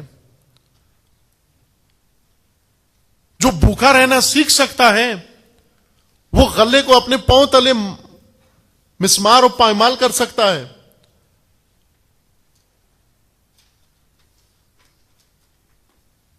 اپنا مقام جانے پارا چنار، اور پارا چنار کو سمبل بنانا ہے۔ یہ شہداء نے جو تحریر کی ہے پارا چنار کے اندر، یہ سرمشق ہے پورے پاکستان کے لیے۔ پارا چنار کچھ لے کے جانے کے بجائے پارا چنار سے کچھ لے کے آنا ہے ہمیں۔ پارا چنار سے کیا لے کر آنا ہے؟ مقاومت کا درس، استقامت کا درس، استقامت کا طریقہ، استقامت کا حوصلہ، شجاعت، غیرت و دلیری، جو آج پورے پاکستان کی ضرورت ہے۔ پاکستان جس میں غیرت مر گئی ہے، پاکستان جس میں احساس مر گیا ہے، اس پاکستان کو آج پارا چنار نے زندہ کرنا ہے۔ آج توجہ فرمائیں عزیزان من، فلسطین آزاد ہوگا انشاءاللہ، قدس آزاد ہوگا، لیکن اس آزادی کا آغاز غزہ کرے گا، غزہ سے آزاد ہوگا۔ یہ غزہ کا سمبولک رول ہے جو پورے فلسطین کو غزہ بنا دے گا۔ جس دن پورا فلسطین غزہ بن گیا، جس دن محمود عباس کو سمجھ آ گیا کہ پزا کے بغیر بھی رات بسر کی جا سکتی ہے، کوک پیپسی کے بغیر بھی محمود عباس جس دن اس کو سمجھ آ گئی، اس دن قدس آزاد ہو جائے گا۔ لیکن جس دن رام اللہ میں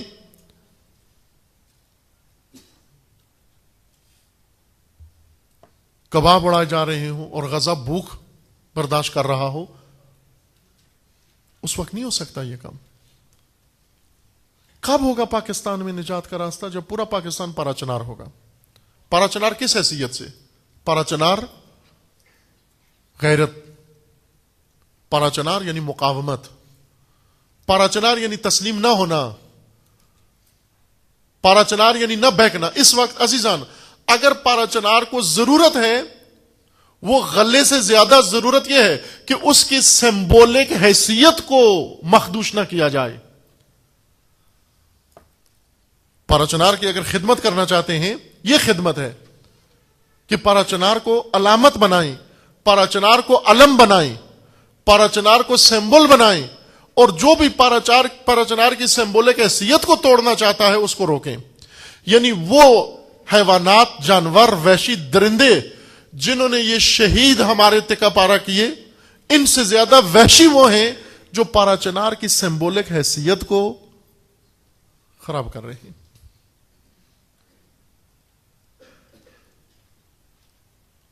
وہ شمر اور وہ خولی اور وہ ہرملا جس نے حسین و اولاد حسین پہ تیر برسائے اور خنجر چلائے، ان سے بڑا شمر و خولی و ہرملا وہ ہے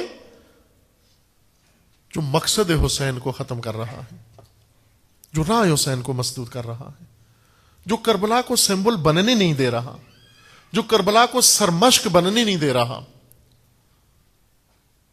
جو کربلا کی مشق کروانے نہیں دے رہا. یہ بڑا شمر ہے. آپ دیکھیں، آپ ائمہ معصومین نے کربلا کی خدمت کس طرح سے کی. کوئی امام ہمیں نظر آتے ہیں جو اٹھ کے شروع ہو گئے ہوں کربلا میں مزار تعمیر کرنے کے لیے پیسے جمع کیے ہوں.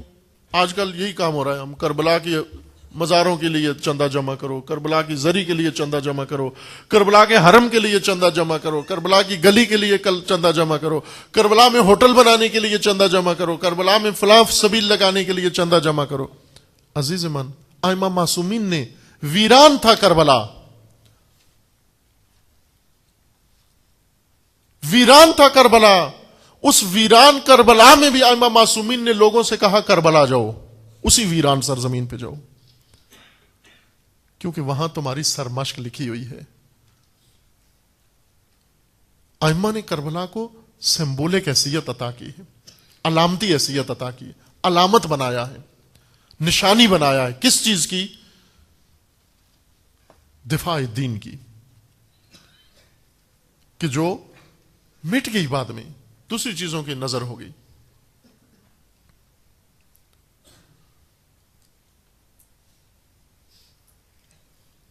اور جب یہ حیثیت پارا چنار کی، جو آج اشد ضرورت ہے، ہر شہر پاکستان کو ضرورت ہے، آج کراچی کو ضرورت ہے، کوئٹہ کو ضرورت ہے، سب سے زیادہ کوئٹہ کو ضرورت ہے پارا چنار کی.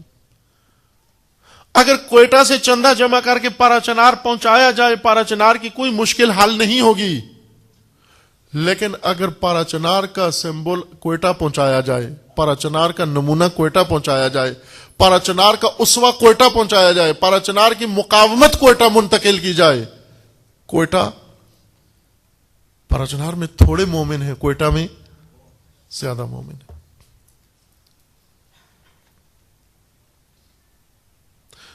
تاریخ آپ پڑھیں، قلعے، حصون، حصن، یہ دینی تعبیر بھی ہے، اسلامی تعبیر ہے حصن، لیکن ہم اسے وہی رسوماتی معنی کرتے ہیں یا ہندی معنی کرتے ہیں حصن کا.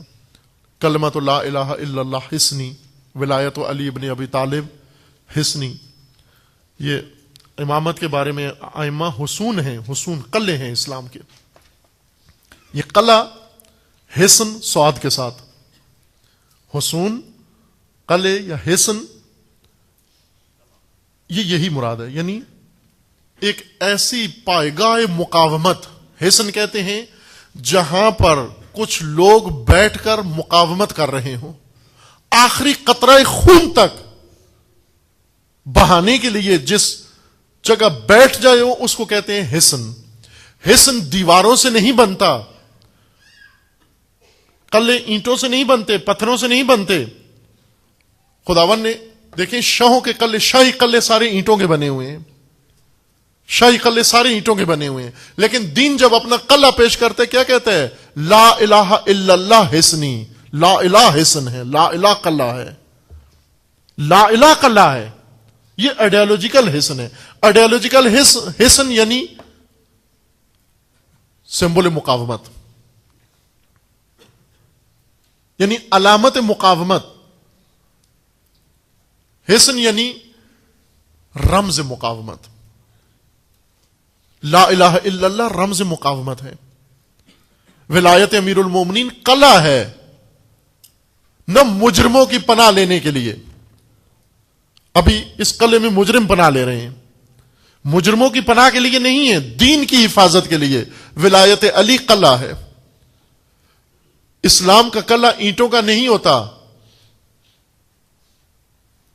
اسلام کا قلعہ اعتقادی ہے، نظریاتی ہے. پارا چنار نے جو اس وقت علامت کھڑی کی ہے، پارا چنار نے جو علم پیش کیا ہے، وہ در حقیقت مقاومت ہے.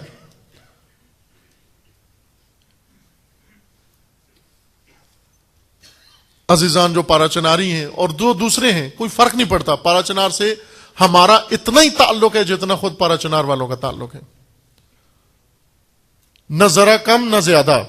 پر چونکہ پارا چنار کھیت کا نام نہیں، اگر پارا چنار کھیت ہوتا تو وہاں رہنے والوں کا ہے کھیت. پارا چنار کے درخت وہاں رہنے والوں کے ہیں، پارا چنار کے گھر وہاں رہنے والوں کے ہیں، لیکن پارا چنار کی مقاومت پورے پاکستان کے لیے ہے. پارا چنار کا اسوہ پورے پاکستان کے لیے ہے. پارا چنار نے یہ جو علم کھڑا کیا ہے یہ پورے پاکستان کے لیے ہے. یہ نہیں کہہ سکتے کہ یہ پارا چنار کا حق ہے، صرف یہ پورے پاکستان کا حق ہے. ہم تارے عنکبوت بناتے ہیں ملت بچانے کے لیے. عنکبوتی جال، عنکبوتی یعنی مکڑی کا جال بناتے ہیں ملت پاکستان کو نجات دینے کے لیے. اس کے ارد گرد مکڑی کا جال تن دو. مکڑی کے جال سے کوئی ملت نہیں بچ سکتی عزیز من.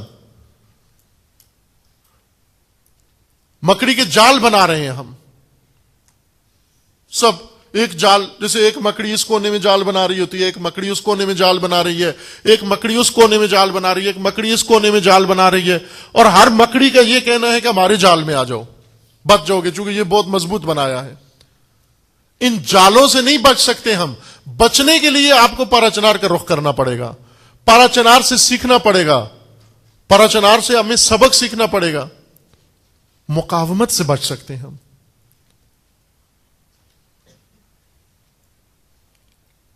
لیکن یہ حیثیت پارا چنار کی نہیں معلوم.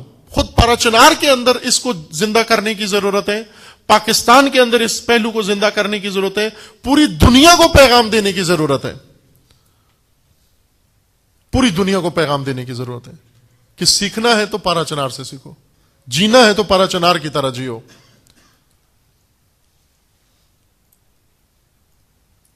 آج بہت سارے شہروں کو ضرورت ہے عزیز من. ڈیرہ اسماعیل خان کو ضرورت ہے پارا چنار کی، ڈیرہ غازی خان کو ضرورت ہے، خانپور کو ضرورت ہے، رحمیار خان کو ضرورت ہے، پنجاب کو ضرورت ہے، سندھ کو ضرورت ہے، کراچی کو ضرورت ہے، کوئٹہ کو ضرورت ہے، ہر شہر ہر قریے کو ضرورت ہے کہ راہ فقط مقاومت ہے. پارا چناریوں نے کیا کہ کسی پر حملہ نہیں کیا، پارا چنار نے صرف اپنا دفاع کیا ہے.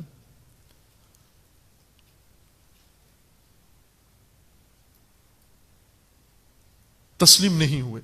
آپ سمجھے ہم ابھی سونا ہے، یقین جانے بعض اوقات بعض خبریں بہت ناگوار ہوتی ہیں، لیکن اس ناگواری کے اندر ایک سرور موجود ہوتا ہے. جب خبر آتی ہے سعودی عرب میں شیعہ شہید ہوا ہے اور اتنے سعودی عرب کے شیعوں نے اس کا تشییع جنازہ کی ہے، یہ بہت ناگوار خبر ہے، لیکن اس کے اندر ایک سرور بھی موجود ہے، ایک خوشخبری و بشارت بھی موجود ہے کہ سعودی عرب میں شیعہ کا شہید ہونا اور اس شہید کا جنازہ مومنین کے ہاتھوں پہ اٹھنا، یہ ایک بشارت ہے، یہ ایک نوید ہے، یہ صبح کی طلوع کی خبر ہے. یہ ناگوار خبروں کے اندر ایک خوشخبری موجود ہے. آپ نے دیکھا کہ پارا چنار میں آپ نے سنا کہ کئی ہمارے عزیز ٹینکوں کے نیچے شہید کیے گئے. ویسے خبر آئی، میڈیا نے ایک کی خبر دی، لیکن بعض مصدقہ ذرائع نے بتایا کہ ایک سے زیادہ شہیدوں کو ٹینکوں کے نیچے کچلا گیا زندہ.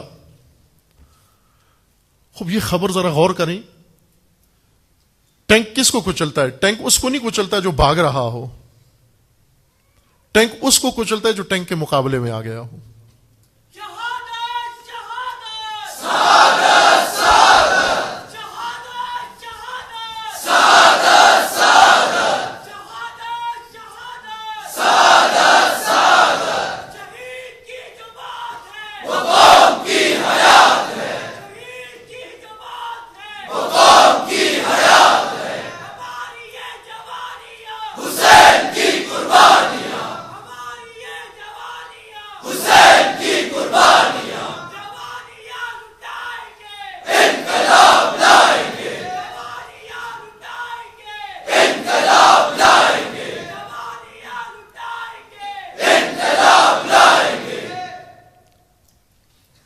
ٹینک کے سامنے کوئی آئے تو ٹینک اس کو کچلتا ہے.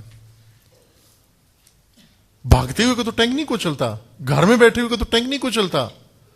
یہ جو ٹینک سے شہید ہو گیا, دیکھیں کتنی ناگوار خبر ہے. شاید سب سے زیادہ اس شہید کا سب کو افسوس ہوا ہوگا جو ٹینک سے کچلا گیا. لیکن اس شہید نے در حقیقت اور ان شہداء نے اپنے لہو سے ایک بشارت بھی بھیجی ہے. میں پہلے آپ کی خدمت میں وہ تمثیل پیش کر چکا ہوں. یہ تمثیلیں, مثالیں, ان کو غور سے سنا کریں. ہم نے بہت عرصہ سنا نا چین کے طوطے کی کہانی.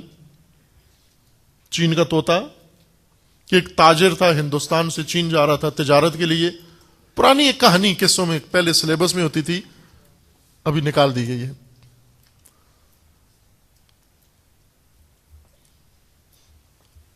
کہ چین کا ہندی تھا, ہندی تاجر, وہ چین گیا تجارت کے لیے اور اپنے گھر والوں سے اس نے پوچھا کہ میں تمہارے لیے کیا تحفہ لاؤں چین سے. اس کی بیوی نے کچھ کہا, ماں نے کچھ کہا, بیٹے نے کچھ کہا, بیٹی نے کچھ کہا کہ ہمارے لیے, کسی نے کہا ریشم کے کپڑے لانا, کسی نے کہا. اس کے پاس ایک طوطا تھا بولنے والا. اس نے طوطے سے پوچھا, فرضی قصہ ہے, طوطے سے پوچھا کہ تیرے لیے کیا لاؤں. طوطے نے کہا کہ میرے لیے کچھ نہ لانا, فقط میرا پیغام چین کے طوطوں کو پہنچانا اور انہیں جا کر یہ کہنا کہ تم آزاد ہو جنگلوں میں اور باغوں میں اور درختوں پر, اور تمہارا ساتھی پنجرے میں قید ہے, بند ہے, وہ اسیر تمہیں سلام کہتا ہے. یہ تاجر چلا گیا. جب چین پہنچا تو اس نے طوطوں کا ایک جھرمٹ دیکھا اور اس کو یاد آ گیا اپنے طوطے کا پیغام. یہ ان کے قریب پہنچا اور جا کر اس نے کہا کہ میں ہندوستان سے آیا ہوں اور تمہارے لیے پیغام لایا ہوں ہندی طوطے کا, اور وہ یہ کہ اس نے کہا ہے کہ میں پنجرے میں بند ہوں اور تم آزاد ہو, میرا تمہیں سلام ہے. یہ سنتے ہی ایک طوطے نے اپنے آپ کو درخت سے گرا دیا نیچے. توجہ سے سنیں اس قصے کو. اپنے درخت سے نیچے گرا دیا. یہ قصہ ہم نے پڑھا, کتابوں میں پڑھا, امتحان دیا, نمبر لیے. چونکہ ہم ہر چیز تعلیم میں سے قرآن پڑھ کے نمبر لیتے ہیں, حدیث پڑھ کے نمبر لیتے ہیں, دعا کے نمبر لیتے ہیں, اخلاق کے ڈگریاں, سب ڈگریاں لے لیں. جو کچھ خدا نے بنایا تھا انسان کی تربیت کے لیے, وہ سب ہم نے امتحانوں کے لیے, پاس کرنے کے لیے, ڈگریوں کے لیے سلیبس میں لے آئے. یہ قصے بھی پڑھے, پڑھانے والوں نے بھی. کب سمجھ آیا یہ قصہ؟ آج سمجھ آیا ہمیں یہ قصہ. جو بچپن میں پڑھا تھا آج سمجھ آیا کہ یہ قصہ کیا کہہ رہا تھا, یہ کیا تھا. اس طوطے نے اپنے آپ کو زمین پہ گرا دیا, مر گیا. تاجر واپس آ گیا, سامان خرید کے تحفے لے کے گھر میں پہنچا اور آ کے اس نے تحفے تقسیم کیے اور پھر دیکھا طوطے کی طرف. طوطا منتظر تھا کہ میرا پیغام پہنچایا یا نہیں. تاجر نے اسے کہا کہ میں نے تیرا پیغام پہنچایا, لیکن ایک بہت ہی افسوسناک اور ناگوار واقعہ پیش آیا, بری خبر ہے تیرے لیے. اے کاش میں وہ سلام تیرا نہ پہنچاتا. کیا ہوا؟ اس نے کہا کہ جو ہی میں نے انہیں کہا کہ اسیر طوطا آزاد طوطوں کو سلام بھیجتا ہے, تو آزاد طوطا درخت سے گرا اور اس غم میں مر گیا. یہ خبر سن کر جو ہی اس نے یہ خبر سنی, اس اسیر طوطے نے اپنے آپ کو پنجرے میں گرا دیا, مر گیا وہ بھی. جب وہ مر گیا, اس تاجر کو اور افسوس ہوا کہ اس کا پیغام ادھر پہنچایا, وہ مر گیا, اس کا پیغام ادھر پہنچایا, یہ مر گیا, دو مر گئے. اور اس کا زیادہ اس کو غم تھا چونکہ اس کا اپنا طوطا تھا, بولتا تھا. اس نے پنجرے کا دروازہ کھولا, مرے طوطے کو میں کیا کروں, مردہ طوطا ہے. اس نے اس کو اٹھایا اور باہر پھینک دیا. جو ہی پنجرے سے باہر پھینکا, طوطا اڑ کے درخت پہ بیٹھ گیا جا کر. تاجر حیران ہوا کہ یہ کیا کیا تو نے. اس نے کہا کہ جو کچھ میں نے کہا تھا وہ سلام نہیں تھا, اور جو کچھ اس نے کیا وہ بھی سلام, یہ پیغام تھا. میں نے جو کہا تھا کہ جا کر میرا سلام کہنا, اس کو طوطے نے سمجھ لیا. وہ کیا؟ میں نے اس سے اپنی آزادی کی تدبیر مانگی. میں نے کہا کہ تم جو آزاد ہو تو کس طرح یہ آزادی تمہیں ملی ہے. اس نے گر کر مجھے پیغام دیا کہ جب تک تم مرو گے نہیں تمہیں آزادی نہیں ملے گی.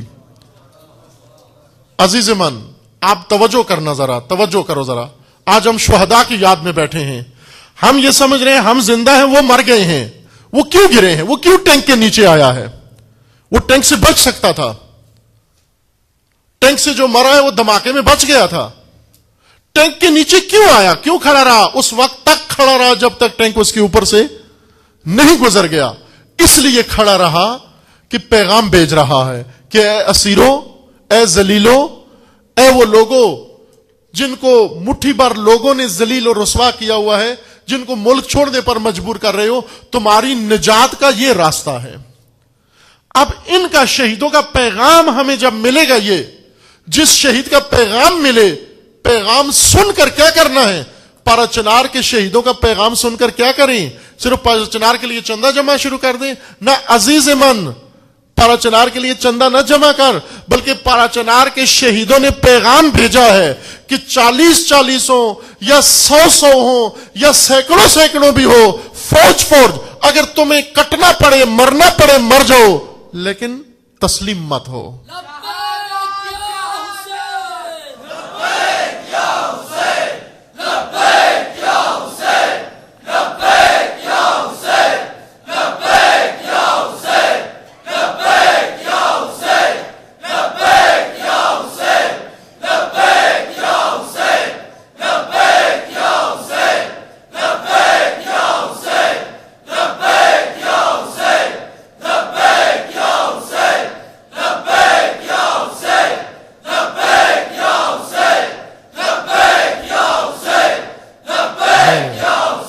میں بارہا یہ نعرہ جب لگاتے ہیں نا، تو اس انداز میں جب لگاتے ہیں تو اس کا حق ادا نہیں ہوتا. لبیک یا حسین کا لبیک یا حسین کسی تحسین و داد کے لیے نہیں ہوتا، خطیب کی داد کے لیے نہیں ہوتا. یہ ذہن میں ہمیشہ رکھو. لبیک یا حسین، حسین کے استغاثے کا جواب ہے.